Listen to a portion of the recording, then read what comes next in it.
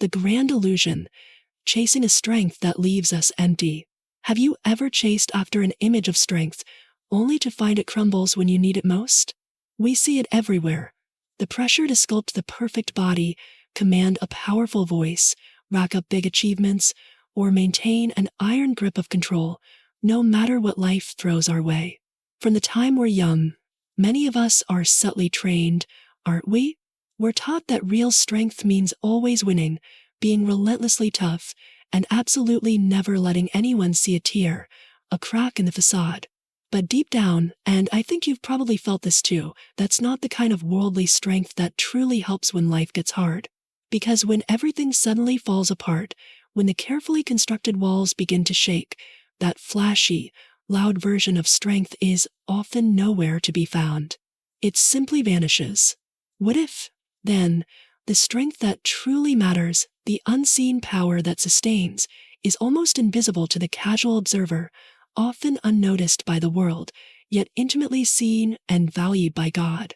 This question opens up a profound mystery, God's definition of strength, a definition that fascinatingly flips the world's understanding completely upside down. The divine paradox, where weakness becomes God's masterpiece. So, how exactly does this divine reversal happen? How does God take the world's definition of strength and, quite literally, flip it upside down? It's a concept that challenges everything we think we know. In an ancient letter, 1 Corinthians 1 verse 27, we find a stunning key. God often chooses those who seem weak in the eyes of the world to showcase just how incredibly powerful He truly is. Think about that for a moment. Why the weak? Because it's precisely when we reach the end of our own resources, when we have no strength left, that His strength doesn't just appear, it shines brightest. This isn't some abstract theological theory, it's a deeply personal, often painful reality. Picture this: a woman sits alone in her room, tears streaming down her cheeks. The air is thick with sorrow, a palpable sense of heartbreak. But here's the divine paradox, the twist that defies worldly logic. Her tears are not a sign that she's lost faith. No. In an act of profound courage, she still believes, even when every fiber of her being hurts. Imagine her, hands lifted in worship, even as her heart is breaking. That right there is a masterpiece of God's power. That's strength. That's raw courage. It's the quiet, defiant whisper of a soul saying, God, I still trust you, even when absolutely nothing makes sense. This unwavering faith in the crucible of pain is the first, unmistakable glimpse of that unseen strength, a strength forged not in might, but in surrender. If this is one facet of such incredible, hidden power, what other forms does it take in the quiet battles waged far from the world's gaze? Portraits of quiet power, the unsung heroes next door. This incredible, hidden power isn't confined to solitary moments of tearful worship. Look around you. It's embodied in the everyday heroes, the unsung warriors whose perseverance often goes unnoticed. Can you picture the dad who, despite feeling like he's constantly failing, keeps showing up for his kids, day after weary day? That's real strength. Or consider the single mom. She wakes before dawn, whispers a heartfelt prayer for her children, and then summons a bravery only heaven sees to face another relentlessly hard day. Her quiet courage is astounding. And what about the individual battling the crushing weight of depression?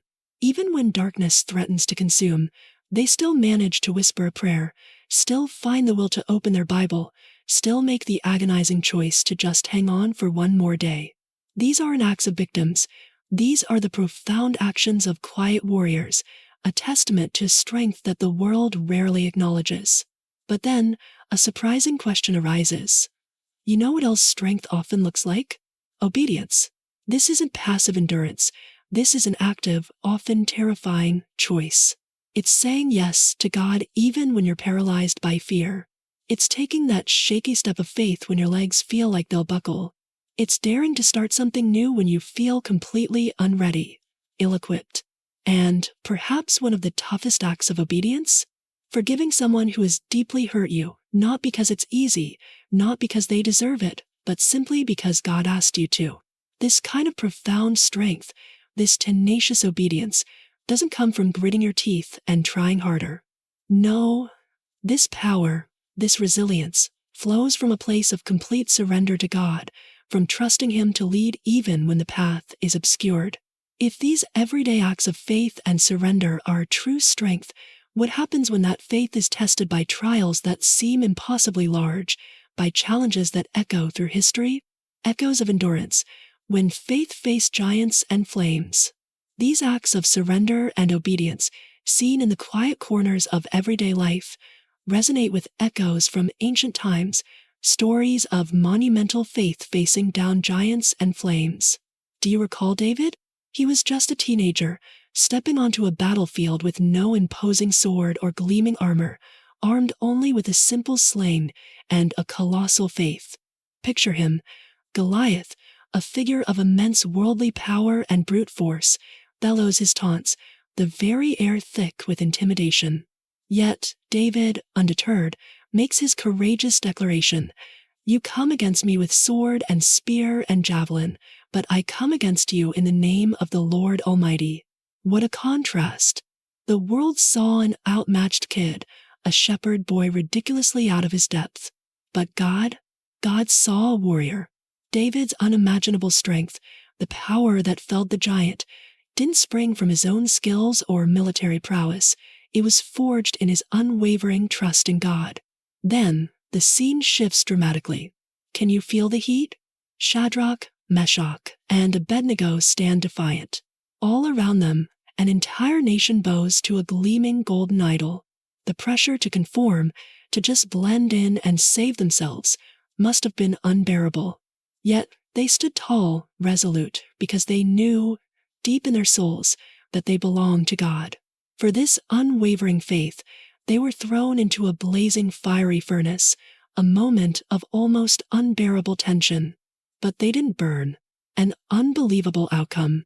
They emerged unharmed because God was right there with them, in the very heart of the flames. That, my friends, is real strength too. Not the absence of terrifying trouble, but the absolute knowing of who walks with you in the middle of it. These epic biblical examples aren't just historical accounts.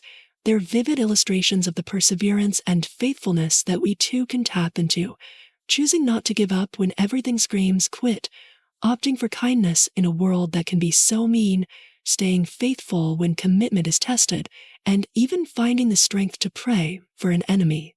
What does this mean, then, when it's our turn to face the fire, when our strength is gone? The unfailing source, tapping into strength beyond ourselves. The echoes of these ancient warriors, David, Shadrach, Meshach, and Abednego, demonstrate a profound truth about God's presence and power in the midst of crisis. But what happens when you feel worn out, when you're carrying something incredibly heavy, when you feel like you've completely run out of strength? Does this divine power still apply? Here's a deeply comforting truth, one that often gets lost in our hustle to appear capable. You don't have to pretend to be okay for God to be close. He doesn't expect you to hold it all together perfectly. In fact, isn't it astounding that He often meets us right in our broken places, not in our moments of perceived perfection? There's a powerful secret hidden in the words of 2 Corinthians 12 verse 9. "My grace is sufficient for you, for my power is made perfect in weakness." Did you catch that? His power is made perfect in our weakness. This isn't just a nice sentiment. It's a divine invitation to a completely different way of living. Imagine making a personal resolution inspired by this truth. So, I won't be ashamed of my weakness anymore. I'll bring it to you, God. I'll trust you with it. I'll even boast in it. Why? Because that's precisely where His power shows up the most. The core message, the beautiful paradox, is this: when I am weak, then I am truly strong, because that's when God steps in and fills the gaps I never could. He is the God who gives strength to the weary, the one who restores what's broken and tenderly binds up wounds no one else even sees. He breathes life into the dry and empty places within us. He rebuilds what we thought was lost forever and delights in doing the impossible, often through those who feel the most unworthy, the most unqualified.